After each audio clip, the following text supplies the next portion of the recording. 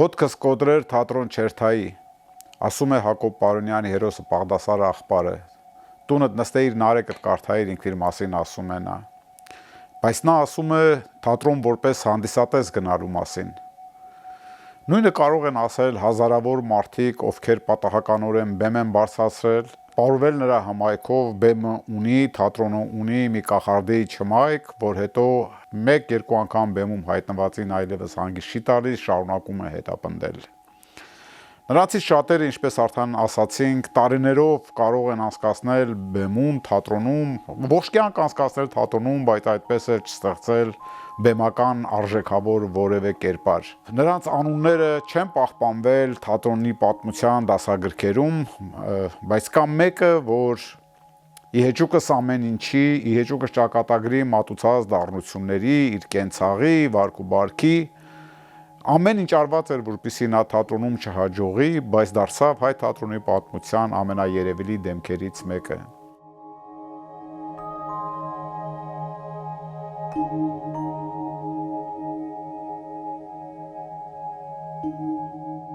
«1879 թվականին Նախիջևանցի մանր առևտրականի ընտանիքում ծնված թագուհու համար ուրիշ բան էր նախասահմանված։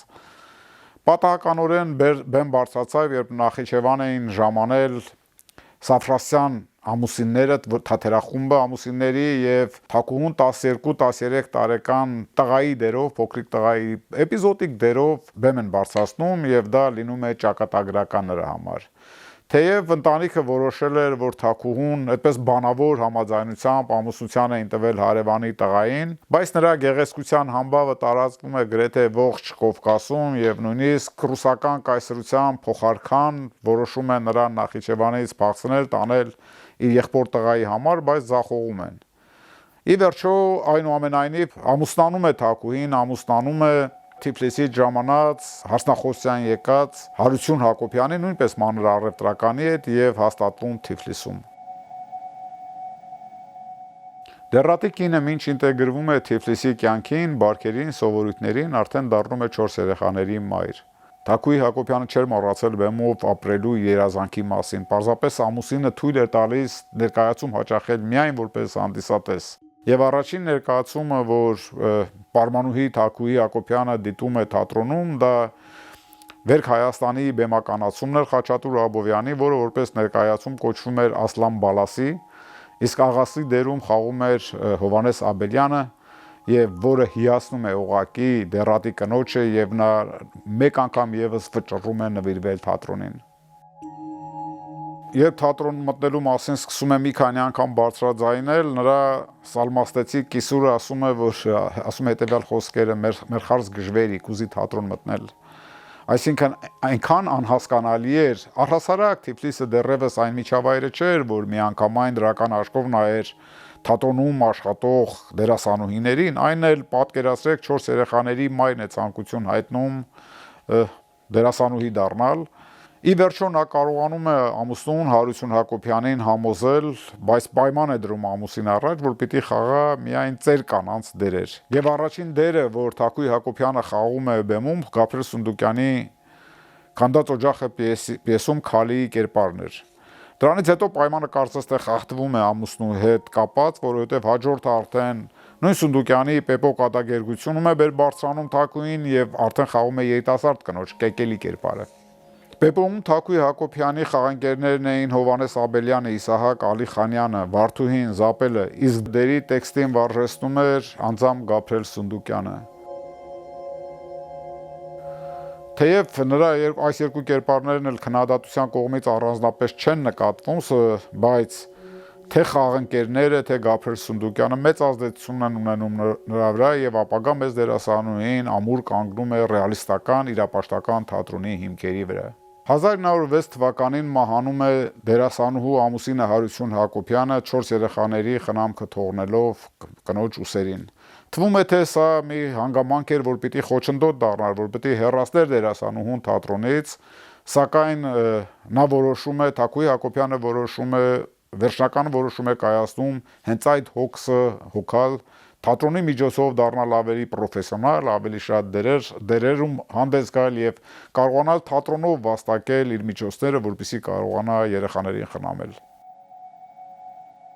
Ռուսական կայսրությունում այդ տարիներին արդեն սկսվել էին հեղափոխական շարժումները եւ Հովհաննես Աբելյանը դերասանուն խորհուրդ է տալիս փոխել արդեն այդպես հետադիմական համարվող ոչ մոդայիկ Թակուի անունը եւ դերասանուին իր համար ընտրում է Հասմիկ բեմական անուն եւ այնուհետ հայ թատրոնի պատմության մեջ մնում է հենց այդ անունով, ուղղակի որպես Հասմիկ։ Ինչպես արդեն ասացինք, սունդուկյանական կերպարներում Հասմիկի կամ Թակուի Հակոբյանի խաղացած դերերը առանձնապես չեն տպավորում հանդիսատեսին ու քննադատությանը, բայց ճիշտ հակառակն է պատահում, երբ որ նա սկսում է խաղալ Շիրվանզադեի պիեսներում։ Ասենք, որ Շիրվանզադեն հատուկ կանացի կերպարները գրում էր հենց նկատի ունենալով Հասմիկին, նրա դերասանական նկարագիրը։ Թե Շպանիկի կերպարն ամուսում եւ թե Զառնիշահը չար ոգիում մեծ հաջողություն են բերում դերասանուհուն, ապավում են լայն ճանաչում։ Ժամանակի մամուլում, հատկապես մուրշ պարբերականում հանդիպում ենք բազմաթիվ հոդվածների, որոնց հեղինակները միաբերան գծում են նրա նուրբ, ինքնատիպ ու արժանահավատ խաղը։ Հետագայում Հասմիկը էլի 8-9 կերպար է բեմհանում սունդուկյանական դրամատուրգիայից եւ 16 կերպար Շիրվանզադեի դրամատուրգիայից եւ վերջիններս նրան ավելի մեծ հաջողություն են ապահովում, քան սունդուկյանական կերպարները։ Դերասանու առաջին բեմական հաջողությունները ստվերվում են ճակատագրի մատուցած դառը ողբերգություններով, դժբախտություններով։ 1917 թվականին ընդամենը 19 տարեկան հասակում վախճանվում է ավագ որդին եւ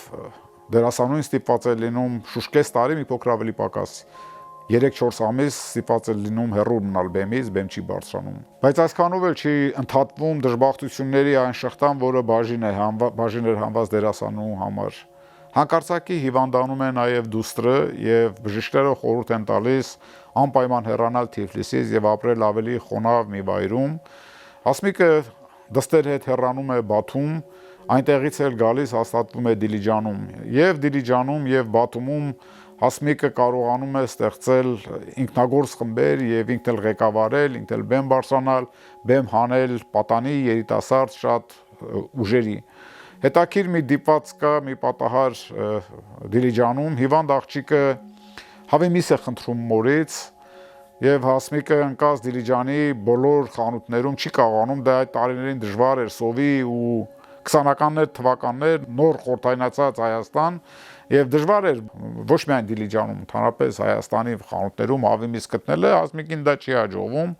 Տուն է վերադառնում դատարկաձեռն եւ գայթակղվում է հարևանի բակում այդպես քուջուճանող հավերով, մեկը թռցնում է տանում իր ձեռքով մորթում, եփում եւ մատուցարանի վրա փորձում է բերել աղջկան, տեսնում է, որ դուստրն արդեն անշարժացած, անշնչացած է, կնքել է մահկանացուն։ Դստեր մահվանից հետո Հասմիկը վերադառնում է նորից Թիֆլիս, բայց 1921 թվականին Երևանի առաջին պետական թատրոնի հիմնադրումից հետո Հասմիկը վերջնականապես հաստատվում է Երևանում եւ դառնում այդ նորաստեղծ թատրոնի հենասյուներից մեկը։ Մայր թատրոնում Հասմիկը խաղում է բազմաթիվ դերեր, ինչպես հայկական, այնպես էլ ռուսական ու համաշխարհային դրամատուրգիայի գործերից։ Հանդիսատեսին ու մասնագետներին հատկապես զարմացնում է Հասմիկը երկու դերերով, առաջինը Կաբանիխան էր Օստրովսկու ամպրոպը պիեսում եւ երկրորդը Մայր Մելանյան, Մաքսիմ Գորկու, Եգոր Բուլիչովը եւ ուրիշներ ներկայացման պիեսի բեմադրության մեջ։ Կյանքում նուրբ հոգի եւ մեղ բնավորություն, իսկ բեմում սիրող մայր, սպասող մայր, գորովագին սպասող մոր կերպարներ կերտած Հասմիկից այդպիսի դերակատարումներ հանդիսատեսը եւ քննադատությունը չէր սպասում։ Չէր սպասում, որ Հասմիկը կարողանա նույնքան համոզիչ լինել այդ երկու դաժանագույն կերպարները մարմնավորելու գործում։ Բայց եթե այդ երկու կերպարներով ուղղակի զարմացրեց հանդիսատեսին, ապա հաջորդ բեմադրության մեջ Հաուտմանի ջրասուս զանգի բեմադրության մեջ Վհուկ Վիտիխենի կերպարում այնպես էր կերպարանափոխվել, որ անճանաչելի էր դարձել առհասարակ նաև խաղանկերների համար։ Դիվային այդ կերպարի մասին Ավետ Ավետյանը գրում է, որ Նրա կերպարը, նրա նկարագիրը, Հասմիկի արտաքինը ոչ միայն սարսուռով էր լցնում հանդիսատեսի, այլ նույնիսկ խաղընկերների հոգին ու սիրտը։ Ցավոք, այս բազմազանությունը չկարողացավ դերասանուց կորզել հայկական կինոն եւ դժվար է ասել, չեն կարող ասել, թե հայկական կինոն կարողացավ ցույց տալ դերասանուհու մեծ դիապազոնը։ Հակառակը, նա բազմաթիվ դերեր խաղաց, սկսած առաջին անխոս նամուսից մինչև առաջին խոսուն Պեպո ֆիլմը խաղացել է, ասենք որ խաղացել է գրեթե բոլոր 6-ից ավե 7-8 անխոս ֆիլմերում, որոնց վերնագրերը հիմա ոչինչ չեն ասում, խաղացել է նաև բազմաթիվ խոսուն շուրջ 10 խոսքով խոսուն ֆիլմերում, բայց իհարկե գլխավորները դա Պեպոն էր, Զանգեզուրը եւ այլն, որտեղ նա, ինչպես արդեն ասացին, կինոյում խաղում էր հիմնականում որդուն սպասող մոր դեր։ Mən rutin STB. Eshabilde.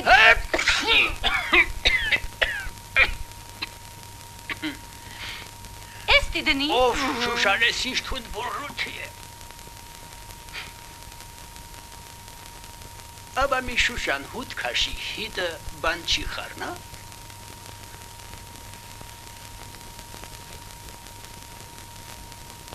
Դե Շուշա։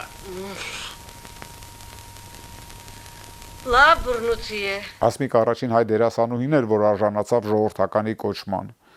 Նա նաև սովետական խորհրդային գերագույն խորհրդի առաջին հայ կին պատգամավորն էր։ Մեծ շուքով ու հանդիսավորությամբ նշվում է Հասմիկի բեմական գործունեության 30-ամյակը եւ այնքան նշանալից է լինում այդ իրադարձությունը, որ միջոցառման առիթով բանաստեղծություն է ձոնում, նրան նվիրում նաև Եղիշե Չարենցը։ 30 տարի բեմի վրա դու դեմքն ես կերտել մարդակեր մարդու եւ որքան տկնել աշխատել անդուլ, որպիսի այսօր առույգ զվարթուն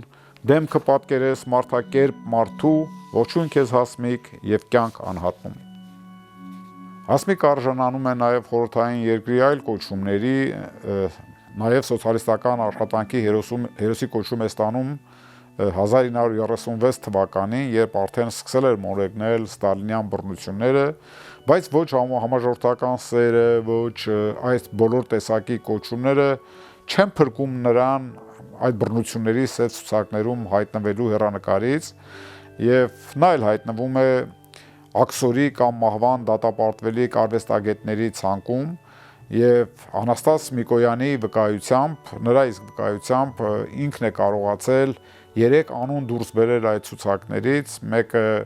Հասմիկն է, մյուսը Մարտիրոս Սարյանը եւ երրորդը Կարո Հալաբյանը։ Հետաքրքիր է, որ մենք վկայություն ունենք Անաստաս Միկոյանի այդպիսի օգնության Երվանդ Քոչարի հարազատների կողմից, բայց ինքը Միկոյանը նրա անուն չի տալիս եւ ընդհանրապես այս 3 արվեստագետների մասին է խոսում, որ կարողացել է փրկել նրանց վատթարագույն ճակատագրից։ Ճակատագիրը սակայն նոր դաժանագույն հարված էր պատրաստել դերասանուհու համար։ Թիֆլիսում վախճանվում է ավակ որդին։